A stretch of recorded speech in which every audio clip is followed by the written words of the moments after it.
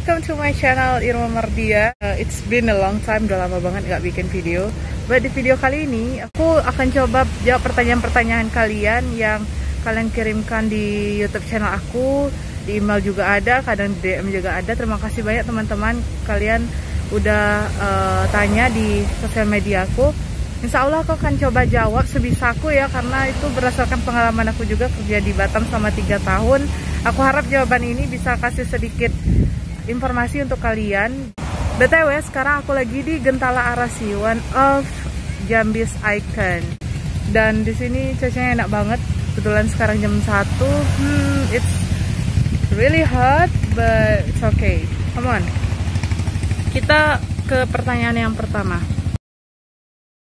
Pertanyaannya, jantian ulih gawe di Batam, atau bahasa Indonesia, boleh nggak sih cowok kerja di Batam? Malah banyak banget profesi-profesi yang bisa kalian jajakan di Batam. Untuk ada yang jadi operator, jadi QC di pabrik ya, atau bahkan kerja di kantoran juga pasti banyak. Oke, aku mau naik dulu ya. Oke, tadi aku lihat bunglon, a little bit scary.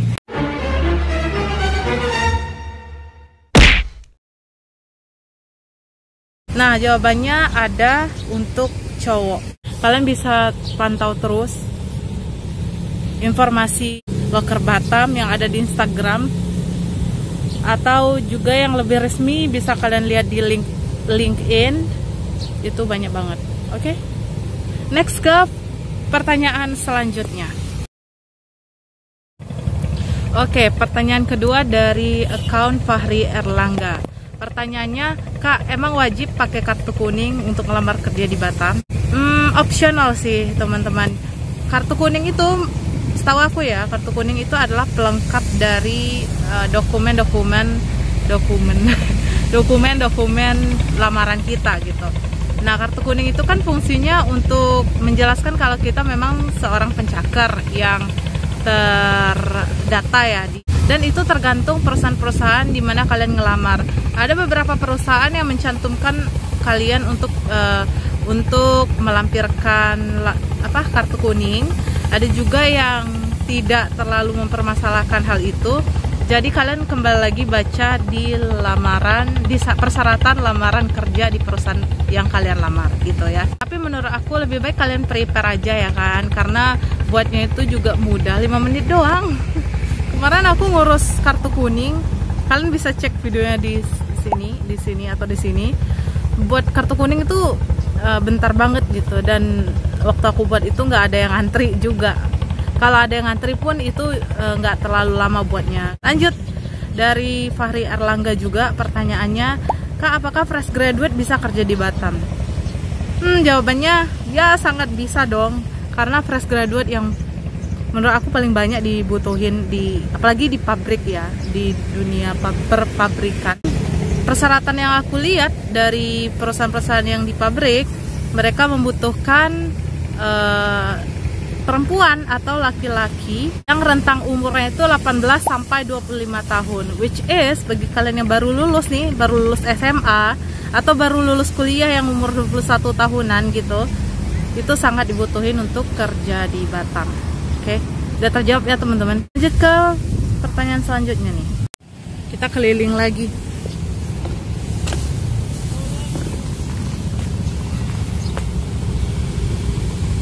Apa kita ke sana ya?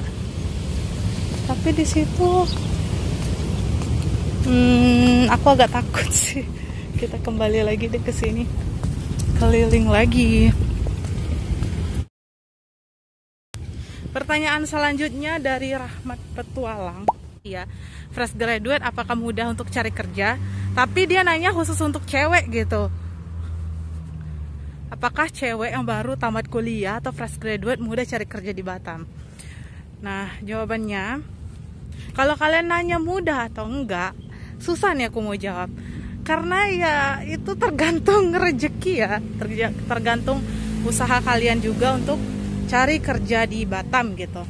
Dimanapun kalian berada, kalau usahanya udah besar, ya pasti Tuhan Pasti Tuhan jawab doa kalian dong. Pasti kalian dapat kerja gitu. Peluang cewek kerja di Batam, apalagi di pabrik itu besar banget teman-teman.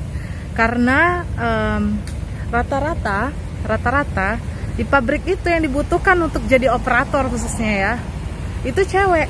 Kalian lihat tuh kayak di Satnusa, di Matelex, di daerah-daerah pabrik-pabrik lainnya itu mostly cewek gitu loh. Jadi pertanyaan ini aku bisa jawab kalau memang banyak dibutuhkan cewek dibandingkan cowok. Kalau mau banding-bandingan itu bisa 2/1 gitu ya. Tapi nggak menutup kemungkinan untuk cowok juga ada membutuhkan cowok, tapi ya kebanyakan cewek gitu deh. Oke, pertanyaan selanjutnya dari Mbak Dinda Fatihana ya. Kalau mau melamar kerja di Batam, lokasi domisili kita di Jawa Barat. Terus memungkinkan untuk dilirik CV-nya nggak ya? Karena kondisi pandemi gini, biasanya kebanyakan perusahaan sekarang ini kan cari yang domisilinya sama. Ini ada beberapa juga pertanyaan kayak Mbak Dinda. Kalau domisilinya nggak lagi di Batam gitu ya, tapi pengen ngelamar kerja di Batam, apakah CV-nya bisa dilirik gitu ya? Menurut aku pasti bisa lah ya dilirik sama HR, apalagi kalau misalnya kalian itu talent yang mungkin qualified banget sama kebutuhan perusahaan. Tapi permasalahannya gini, biasanya setahu aku perusahaan nelpon kita untuk interview itu rentang waktunya nggak lama loh. Maksudnya hari ini ditelepon, besok udah ikut interview, atau mungkin dijadwalkan ya mungkin paling banter semingguan gitu. Tapi ini kembali lagi sama perusahaan kalian, deal-dealannya gimana. Bisa aja kalau kalian memang talent yang dibutuhin, yang dikira memang qualified banget untuk pekerjaan itu, untuk posisi itu, kalian bisa nego ya kan, dan bisa nego, bisa deal-dealan. Kalau kalian nggak lagi di Batam, kalian butuh waktu untuk interview, atau mungkin karena sekarang interviewnya online, bisa aja karena kan pandemi kayak gini bisa lebih mudah gitu. Peluang untuk dilirik ya ada, tapi ya mungkin sedikit karena biasanya perusahaan minta secepatnya posisi itu diisi oleh talentnya, ataupun kalau memang kalian wah udah klop banget tuh sama perusahaannya, pasti ada. Intinya rezeki nggak kemana, kalian coba aja langsung kirimin CV kalian di perusahaan yang kalian inginkan. Kalau rezeki kalian nggak kemana gitu. Oke Mbak Dinda, good luck ya, semoga cepat dapat kerja. Oke, pertanyaan selanjutnya ini dari Mbak Azril Anggit ya. Pertanyaannya, Mbak, aku ada pengalaman kerja di Taiwan, jaga lansia. Apakah bisa kerja di Batam? Jawabannya bisa banget Mbak, bisa dong kerja di Batam gitu kan. Karena kan apalagi udah punya pengalaman untuk jaga lansia, Mbak bisa cari kerja yang mungkin sama kerjaan di Taiwan.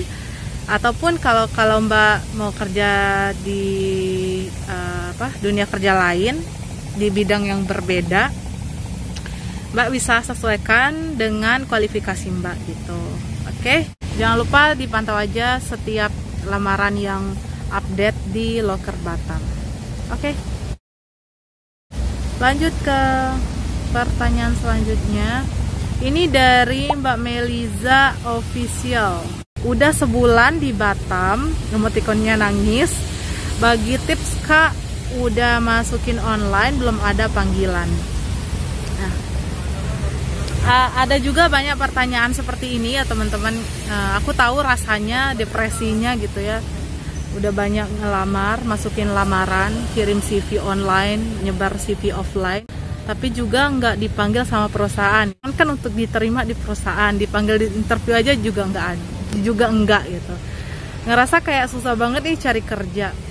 Jadi teman-teman, kalau kalian udah usaha nyebar lamaran kalian offline sebisa kalian, terus kalian udah berusaha untuk ngirim lamaran online sebisa kalian gitu, kalian udah doa sepenuh hati sama Allah biar dimudahkan dalam mencari pekerjaan. Nah, itu tinggal menunggu hasil gitu. Tinggal kalian bersabar, menunggu jawaban dari Allah gitu. Itu udah bukan di ranah kalian lagi untuk mikirin aku kerja di mana ya. Kok lamaran yang aku kirim tuh nggak ada yang nyangkut ya, kok susah banget ya cari kerja, nanti aku makan gimana ya. Itu tuh bukan di ranah kalian, itu udah di ranah Allah, itu udah job desk Allah gitu. Nah, tugas kita itu ya cuman untuk usaha tadi, untuk masukin lamaran sebisa kalian, terus juga untuk berdoa sama Allah, dan satu kuncinya terakhir untuk bersabar. Selebih itu serahkan aja sama Tuhan, semoga dikasih yang terbaik gitu ya. Jangan patah semangat, bawa enjoy aja dan nikmati prosesnya teman-teman. Nanti setelah kalian dapat kerja, kalau udah sibuk, kalian nggak bisa punya waktu luang lagi kayak sekarang gitu. Kayak jadi pengangguran tuh kayak punya banyak waktu luang kan, bisa hangout, bisa kemana-mana, bisa happy-happy. Setelah kalian kerja, kalian udah sibuk, waktu kalian habis untuk kerja, nggak ada lagi nih waktu luang kayak gini. Jadi nikmatin prosesnya. Oke, good luck. Oke teman-teman, kayaknya itu dulu ya untuk part 1, karena banyak juga pertanyaan-pertanyaan yang masuk. Nanti aku buat di part 2 aja, karena kalau nanti digabungin di part 1 semuanya bakalan panjang dan pasti membosankan. Nanti kalian boleh silakan komen aja di kolom komentar di bawah ini kalau ada pertanyaan yang mungkin masih bingung ya. Nanti aku coba jawab sebisa aku. Dan aku mau bilang bagi teman-teman yang mungkin udah kerja di Batam, pengalamannya udah banyak dari aku, bisa tambahin ya jawaban-jawaban dari aku untuk informasi tambahan untuk teman-teman yang mungkin belum tahu. Terima kasih banyak teman-teman udah mampir di channel ini. Terima kasih, semoga channel ini kasih banyak informasi yang bermanfaat untuk kalian ya. Dan juga ini teman-teman, aku mau kasih tahu bagi teman-teman yang komen. Ada beberapa teman-teman yang komen kayak, Mbak tolong dong cariin kerjaan untuk aku, Mbak tolong ya informasiin aku kalau ada kerja di sana. Aku memang serius untuk cari kerja. Terus juga ada yang bilang, Mbak aku berminat kerja di sana Mbak, gimana Mbak, tolongin aku gitu ya.